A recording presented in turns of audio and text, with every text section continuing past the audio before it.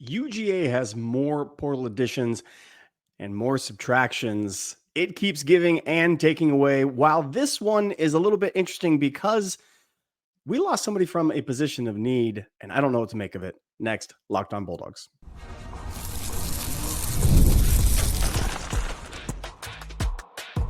You are Locked On Bulldogs, your daily podcast on the Georgia Bulldogs.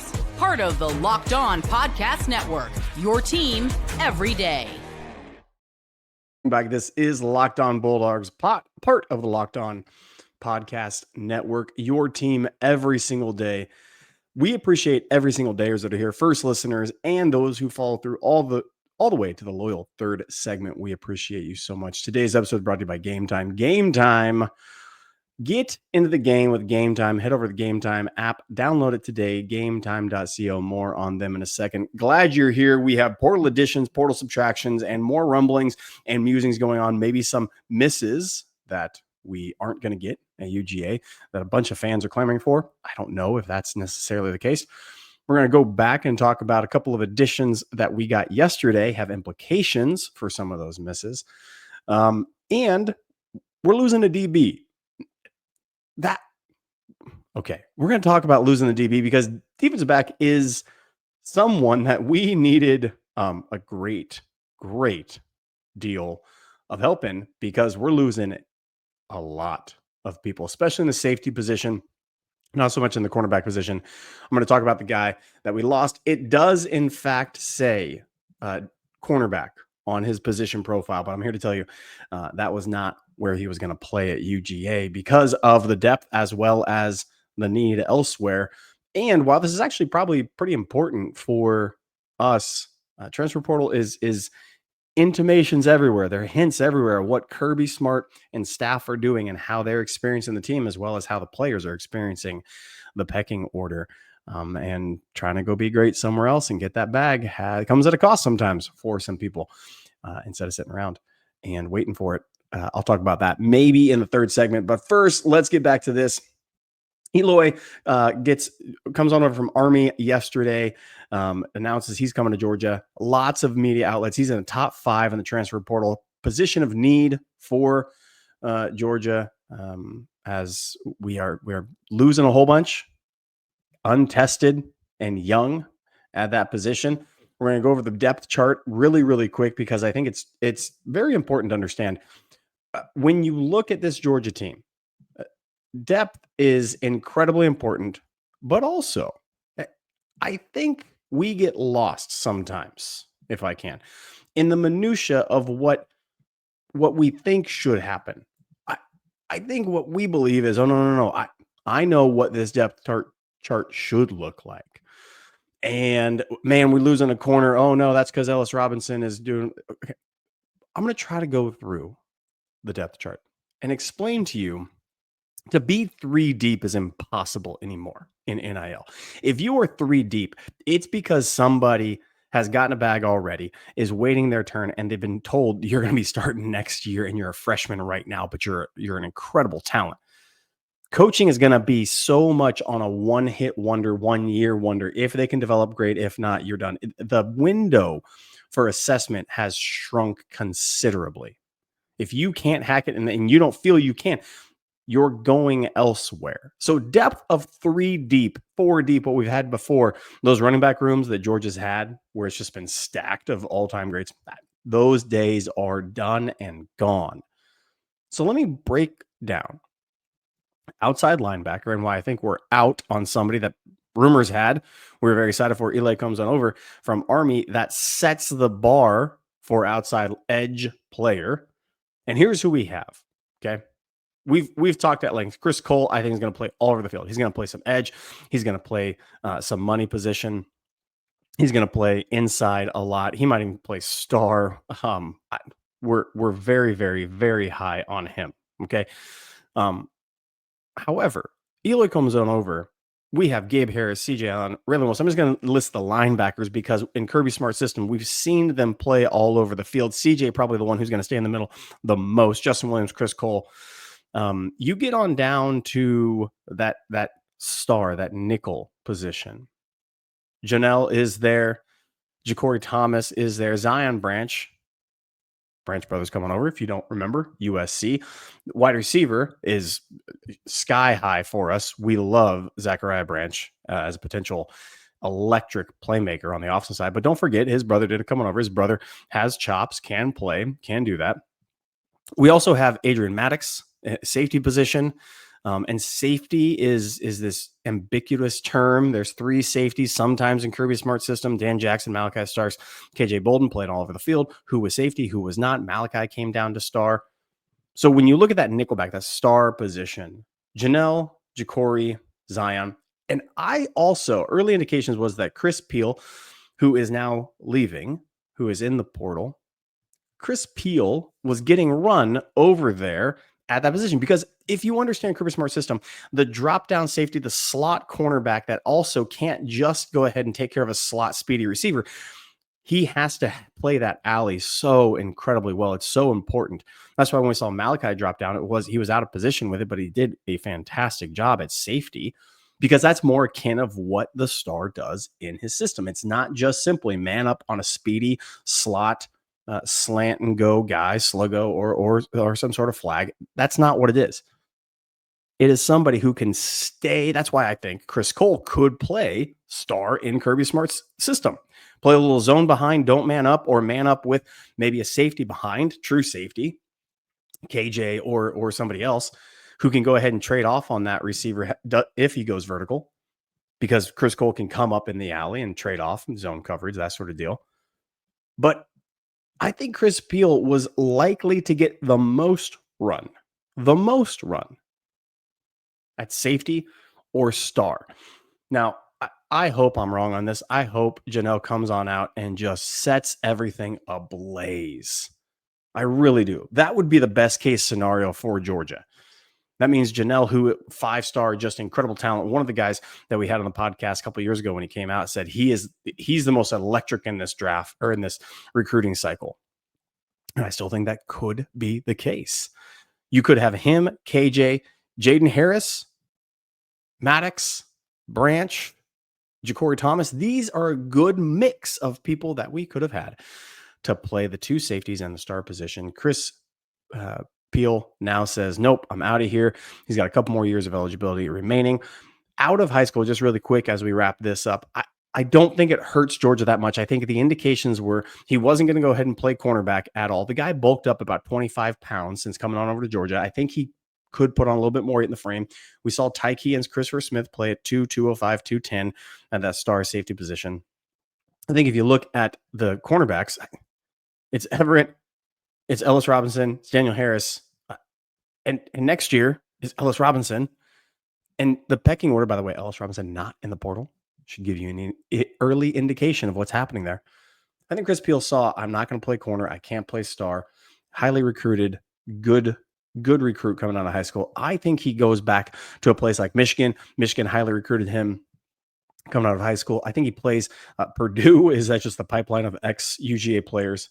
Chris Peel finally finds his starting position somewhere in the Big 10, Big 12, something like that is where I can see him really, really accelerating and playing whatever position he, quite frankly, wants in that. I think it'll likely be more of a corner, not so much of a safety. Could be that safety, true safety position, but I don't think anybody plays quite the defense that Kirby does. The writing was on the wall. What this means is that Daniel Harris, Ellis Robinson, Dylan Everett, as we already know, were set there. I think this does mean the trio of transfers, Branch, Maddox, and Harris, have solidified pecking order as well in a very, very crowded safety position room, as well as star. And I think Chris Peel was the odd man out, and go be great. Truly. DeMello Jones, I think, has a chance to maybe slot in a couple different places, maybe bulk up, maybe play the safety, the star as well. Kyron Jones, I'm very, very high on as well. Ja'Cory Thomas, I think, wins the position group ahead of Janelle, but I'm an idiot. I could be wrong. Chris Peel hits the portal. We're going to come back after this. I'm going to let you know why Eloy coming over yesterday means that we're likely out on somebody. And a lot of dog fans very, very, very upset about that. But first, these are Game Time. There's nothing like the atmosphere of an NBA playoff game. Every bucket, every defense stop, every momentum swing feels huge. It's electric in the arena, and Game Time gets you in there without the stress of last-minute ticket hunting. It's fast and easy to get playoff tickets. Demand is sky high. Prices on the app actually drop as the tip gets closer. Last-minute deals can save you up to 60%. Last minute deals, this is one of my biggest things. I love Game Time because the last minute deals save up to 60% buying last minute of sports, concerts, comedy, and theater. Take the guesswork out of buying with Game Time. Download Game Time app, create an account, use promo code LOCKEDONCollege, $20 off your first purchase. Terms apply. Again, create an account, redeem code LOCKEDONCollege, $20 off. Download Game Time today. Last minute tickets, lowest prices guaranteed. The portal keeps on going. Eloy comes over from Army. I gave you the breakdown of the depth chart with Chris Peel hitting the portal, what that likely means for all the transfers, or the 3 transfers that we got. Miami, USC. They're likely slotted into the safety star positions pretty well. The depth is solidified there. It is a position of need because we lost a lot of snaps and a lot of reps and a top 10, 15 pick in Malachi Starks. So it's going to be interesting to see that pecking order and how it falls through, or how it sorts through. When we picked up Eloy yesterday, outside linebacker, many people calling him the best pickup of the 3 that we had. I think long-term, he does have multiple years of eligibility. I think he does progress, and I think he can become somebody that really develops a lot under Kirby Smart. A tried and true case in which, again, talent is not a measurable thing. So stop saying that. You can measure athleticism, but there are tons of talented people. Carson Beck is a talented dude who cannot do anything with his talent, therefore is useless. I would rather have guys that have 75% of the talent of somebody, but 150%. This is Tom Brady, by the way. Tom Brady is what I'm describing right now. Not gifted athlete. Insane work ethic, insane detail, insane mind, read, react, accuracy. I'd rather have those types of players than anybody else. It just so happens that Georgia also gets guys who are insanely talented naturally. But Eloy comes over. It likely means we are out on the Bo Atkinson portal. He was scheduled to visit Georgia from UNC. Everybody's very excited. 6'6", 265. I think the type of player that Bo is, we have more guys like him than the Eloy, quite frankly. I think Eloy fits I don't want to talk about guys who have transferred out, but he's just lighter. He likely has more athleticism. He likely isn't just the Chaz Chambliss I've described before. He probably has more moves to get to the quarterback. The 6.5 sacks last year, indications that he can move around, tackles, and bend the hip a little bit more. And so it's not just a run guy. Bo, likely 6'6", 265, kind of fits that hybrid model of an end edge. I'm going to go ahead and spill to the outside, transition to the pass rush.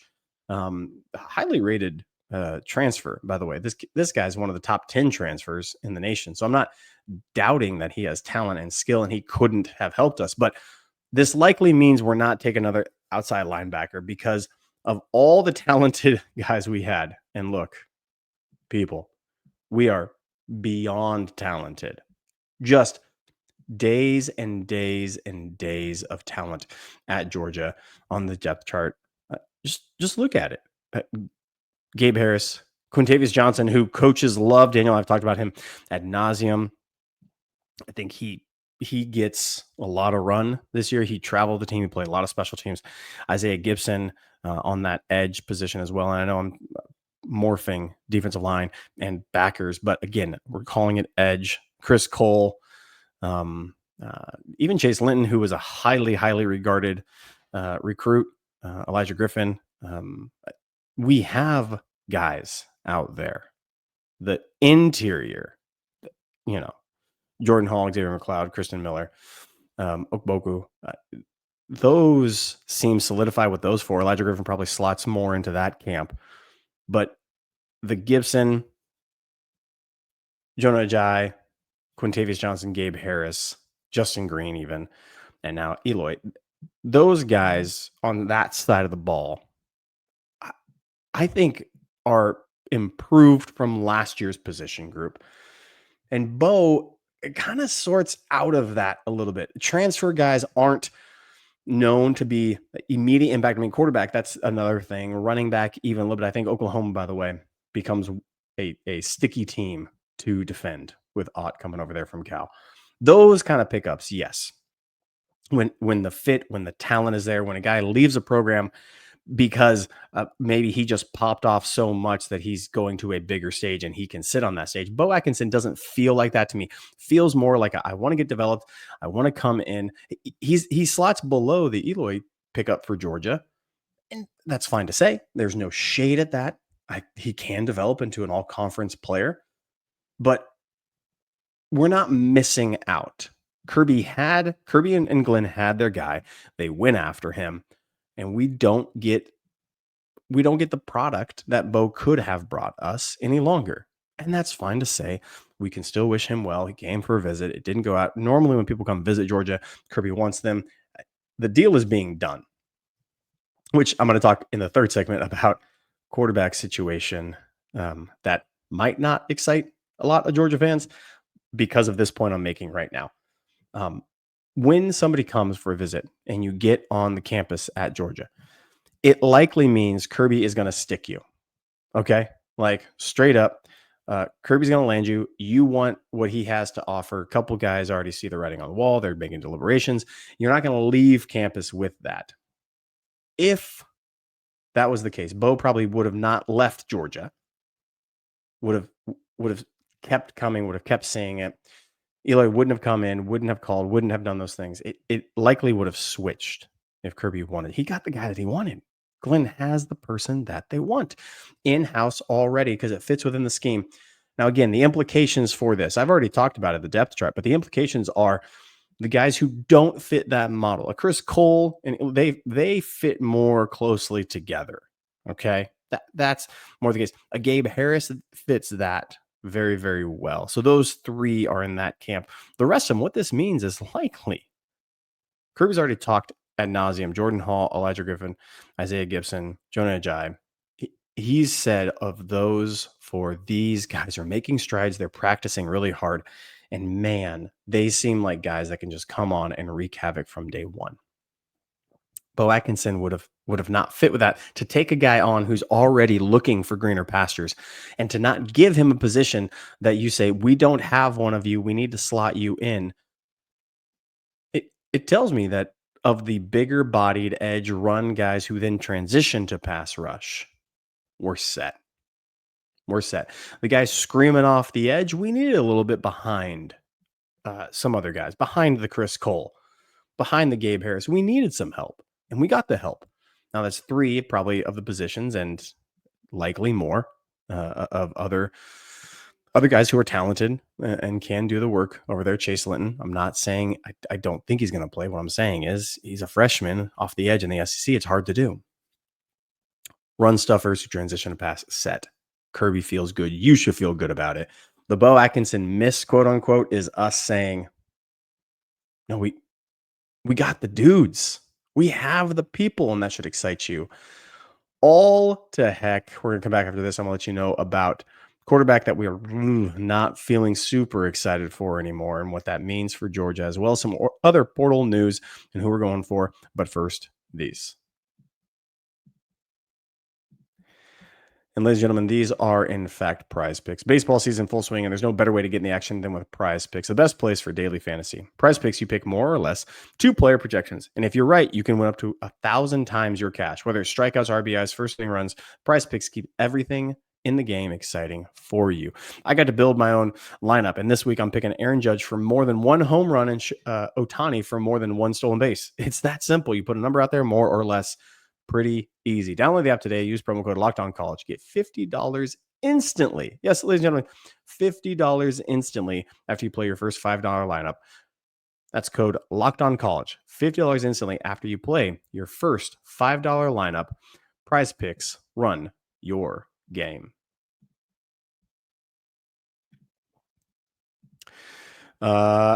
Georgia misses out on Bo Atkinson. Likely that still could be the case that I guess he comes in. I just don't see him wanting a depth chart assignment that is stacked with guys that Kirby feels confident in right now. He's going to go to the high school ranks and get more younger, talented people who can stick after a couple of these guys get on out. Atkinson wants to play now, and he doesn't have as much eligibility, so that's why he's not going to play. Which, by the way, eligibility is also a joke in today's NCAA.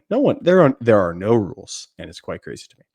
I'm now going to transition a little bit to talk about the battle between Oregon and Georgia for the likes of Jared Curtis. Jared Curtis, notably absent on his what was supposed to be his official visit down to UGA, and he didn't make it. Now, the reason he did not make his visit is because he was at the prom. Now, you and I can say the prom was a very memorable experience for us. We had great time. It was fantastic for everybody. And it probably likely was. We likely have a lot of good feelings about the prom, and likely things that we would have canceled to make sure that we were there to do so. We made arrangements and we didn't plan other things. And if we did have other things, we canceled them. Big monumental milestones like that in high school. Very important. Okay. So that's important. However, Jared Curtis isn't just that type of high school player. Now, maybe he is. Maybe it was so crucial for him. Maybe he felt so good about the UGA visit. Maybe all of that was the case. But when you cancel a visit and it's for something like prom, this is starting to feel Arch Manning-like. This is starting to get into that camp. I was very high on this recruiting cycle. I thought you and I were going to be celebrating Jared Curtis, the number one quarterback in the next cycle of recruitment. And I thought, yes, here we go. We're going to be fine. Don't have to worry about a thing. Lock them up and let's go. Well, it's not really the case right now. This feels like Arch was playing around, was messing around. A lot of people had crystal balled Texas. A lot of people crystal balled Georgia. And all of a sudden Daniel and I came on and said, I don't think it's us, but I feel good that it could be us. Right. Guys, I think we're out of the sweepstakes. I think we're out of the Jared Curtis sweepstakes, not just because he canceled and went to prom. That's part of it. But it's the timing of it. It's the spring portal window. It's the Oregon class. If you look at what Oregon is doing and how he's already said, hey, it's going to come down to these two schools for me. He has a cleaner path, a more straightforward path to get to the starting lineup at Oregon, take controls and get after it quicker. That's just flat math, easy math. And for him to miss out on that and the excuse of prom doesn't give me good feelings. This is just, I'm telling you, I'm sitting in the feeling of the projections, because at first I thought we were sky high on March. Arch talked about it as well. He felt great about Georgia. He's talking about the culture, same things, same talking points, essentially. But then he went to a school in which the offense was different. And before all you Bobo haters start coming up like, this is why we need to get rid of Bobo. No, it's not. We have 4 or 5-star guys already on roster, wide receivers coming in, wanting to play. Like, stop. That's not the reason. It's a different preference, not efficiency. That's fine to say. You can have preferences instead of efficiency. That's what Arch largely went to in Texas. And a lot of this I'm pulling from anecdotal. It's not just the same situation, but there's a lot of similarities. 2, I think the depth chart, as well as the coaching, as well as NIL, Oregon has gobs and gobs and gobs of money. Phil Knight has expressed, open the bank accounts now. I want a championship. Dan Lanning, do whatever you need to do. But collective, do whatever you need to do. It's what they are doing. Clear path, different offense, NIL, and he likely gets a clearer path to playoffs from here on out. You beat a couple of schools in a lesser conference. I know we'll go to 2 conferences, which the Big Ten and the SEC are the only conferences left, and I don't know if we'll still keep the names of those. But it's out on the West Coast. You get to kind of own that thing. There are a lot of talented athletes on the West Coast coming from California up to Oregon, up to Eugene, doing their thing. it feels that the writing is on the wall. Now we will pivot. We have Bo in our back pocket. I think that's still a fine addition, a fine pickup. Jared Curtis is right now today a better quarterback option than he's the number one on everybody's recruiting board. It should be the number one on everybody's recruiting board. You watch his film, he has the zip, the drive, the ball, as this is the thing you hear for, explodes out of his hand. It's not just a cannon which goes 60, 65 yards, 70 yards, whatever from a knee. No, when you're talking about exploding out of his hand, when his mechanic hits and when he hits that window, it's a crisp laser. That crispness is what Jared Curtis has. And while other guys like Bo and the like have talent and have athletic ability, and you're going to see the stupid moniker, just the moron moniker of dual threat. Again, don't believe it. Don't do that silly thing. Move away from it. He's more athletic. That is true. But Bo Bentley, you can't just be athletic, or you can't just be a pocket passer. You have to be a little bit of both to succeed in this day and age of quarterbacking. So Bo Bentley, yeah, you're right. Is he a better athlete? Maybe, but we're not out on a couple other guys that could really help us down the road. And that is Bo Bentley, who you should get in the names, Ryder Lyons as well. It's not likely he's to come to Georgia, but he still could. He's on the radar. It's going to have to take a coup, and Kirby Smart's done this where they've missed out. They've positioned and gotten themselves kind of regathered and made a renewed effort. But the next 2 or 3 years at Georgia, Gunnar Stockton, Ryan Puglisi, as well as a couple of, I'm going to call them projects in the quarterback room, we could be set, and we could, many people asking, hey, does Kirby ever dip into the portal for a quarterback? Maybe. But I think how Kirby operates is he has his statue. It's Stetson. He knows the type of person. Kirby's not going to trust just anybody with his entire offense, giving over the ball. Winning championships is not throwing interceptions, not turning over the ball, being efficient, not simply a guy who is stepping up and on stage because he performed there for a bigger bag. Time will tell. For some reason, my gut tells me Kirby will not take a portal quarterback. It'll be the high school ranks. It'll be developed. It'll be walk-ons. It'll be, maybe like that, but we shall see. Daniel not here. He sends his love. He says hello. This is Locked On Bulldogs, part of Locked On Podcast Network. Your team every single day. We'll be back the rest of this week, taking down more portal news as it comes to us. And by the way, it is hitting hard and fast, and we're going to try to keep up with it as we look towards the fall in which Georgia should have a playoff run. And we'll see you guys then.